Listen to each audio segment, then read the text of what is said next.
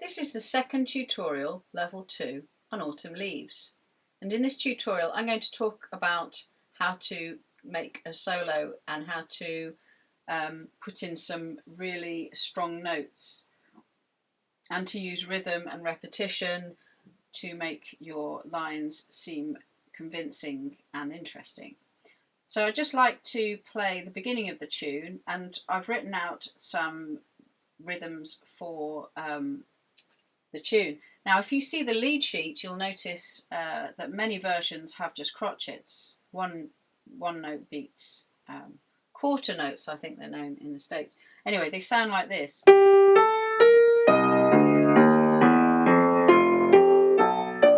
Etc. Which is you know, it's fine, but it doesn't sound particularly good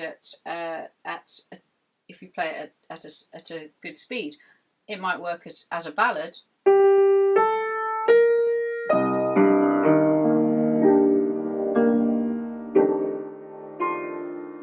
but most people play Autumn Leaves now as a medium swing or an up-tempo swing tune. So I've actually done the tune with various rhythms, and you could take each one and try the tune with those different rhythms, but I just happen to keep varying it. And in fact, doing the same rhythm can sometimes sound a little bit strange if you keep doing the same rhythm. However, saying that, there are many versions that have this first rhythm, which is, and I'll just demonstrate it with that all the way through.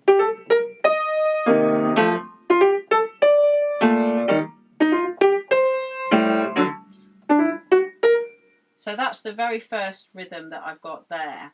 The second rhythm with the crotchet triplets, if I did that from the beginning it would sound like this.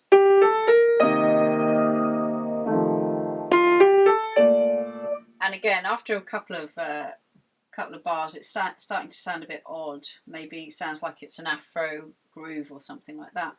The third rhythm that I've written, the third rhythm is the third phrase. If I applied that from the beginning, that's two quavers and a crotchet, that would sound like this.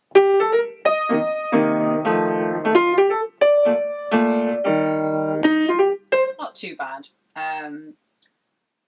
But what I've actually done here is I've varied it a few times. So I now play what I've actually written on the worksheet, which is varying the rhythms. So here we go. 1, 2, 3, 4.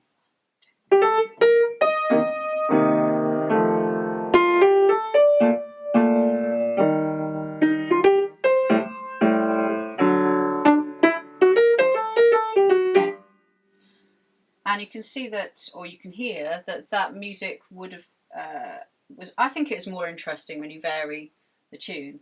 How do I know those rhythms? I've just listened to many versions, and that's what my advice would be. Check out jazz versions of Autumn Leaves and see how the greats play the tune and learn it that way. The end of the phrase, I've got this little ascending pattern, and those notes belong to the melodic minor of the home key, and I'm using a natural sixth there. And then I just made up a little tune at the end, just for the sheer hell of it,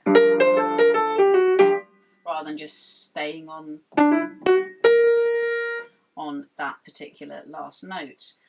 So the other thing that I wanted to talk about was the articulation, and that's whether it's played smoothly or whether it's played in a detached way.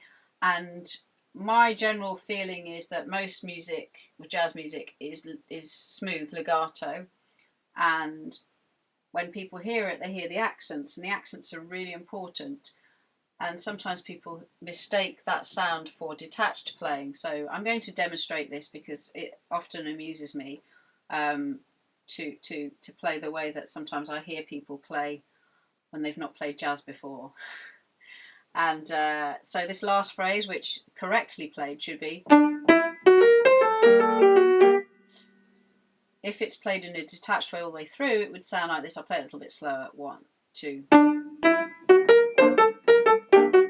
It doesn't sound very hip like that.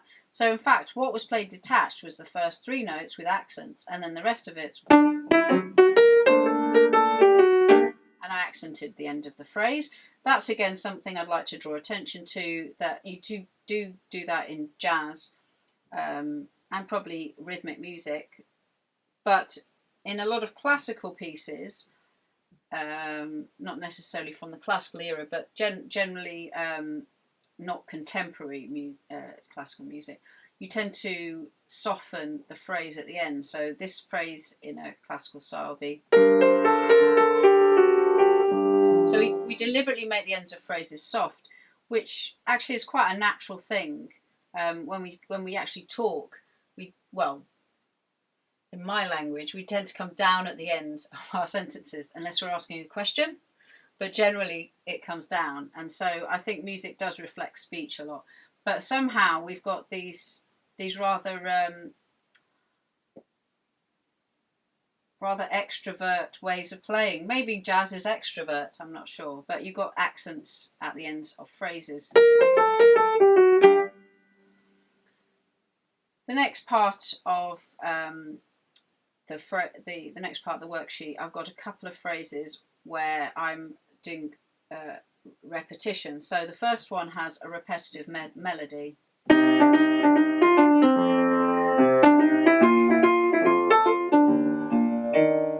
I did steal that off a particular recording, but I varied it a little bit so it's not an actual plagiarism. But you can see how there's this, and then I do it up a tone. So repeating ideas and maybe repeating pitches, but making them fit the chords makes the music sound more interesting, I think, and also sounds like there's a process behind the improvisation. You don't really want to just hear random notes, even if they are notes that fit the chords. You want to hear a sense that there's a melody there, and repetition is a good device used in composition. The next phrase is repetitive rhythmically, but not the pitches, and I've varied the pitches. Most of them are chord tones, but I've tried to put them all over the place, so I haven't done them in a specific pattern. Like, I've tended to vary the range, so it sounds quite quirky anyway. Have a listen to this. 1, 2, 3, 4.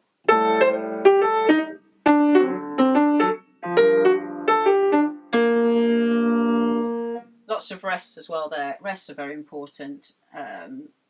We don't want to hear constant music all the time, and those rests make the music feel like it's actually breathing.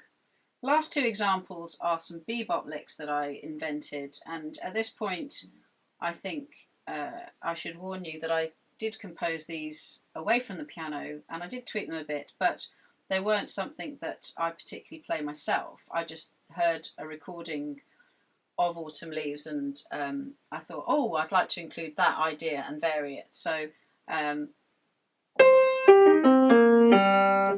that was kind of one of the things I heard, and so this descending triplet idea I used for this bebop lick. So here's the 2-5-1 going into the major key. 1, 2, 3, 4.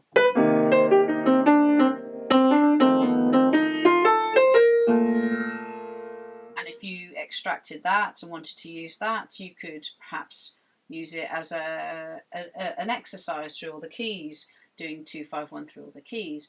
I also invented the same kind of lick, but manipulated it to fit the minor. So this is a minor 2-5-1 lick. 1, 2, 3, 4.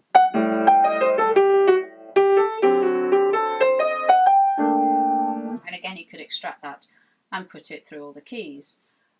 You could insert it in this piece and play through the whole thing with this idea of coming up from time to time, just to give you shape and something that's concrete in your solo. So the idea of just making it all up, that's not really how people improvise. They generally have pre-learned ideas, practice them, and then when they come to do an improvisation, they're not actually playing those ideas note for note, but they're there kind of in their musical memory. So that's a good thing to practice. And obviously making up your own lick is a really fun, creative thing to do. I would certainly advise it. But if you've not really got a lot of jazz language, then maybe listen to some recordings and transcribe the the lines, and then from that you'll be able to invent your own lick, because you'll have a lot of those ideas in your head, maybe some of the rhythmic patterns, maybe some melodic ideas, and you're basically rearranging them and making them your own, but using pre-existing ideas to help you form those licks. And that completes the second part, level 2 of Autumn Leaves.